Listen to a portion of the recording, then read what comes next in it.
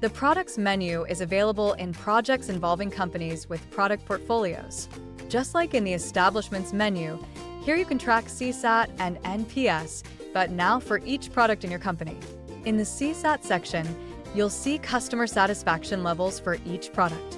This view helps identify which items generate the most satisfaction and which ones require adjustments or special attention.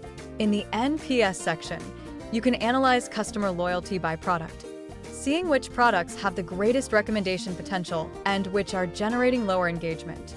To compare with competitors' products, go to CSAT comparison with competitors.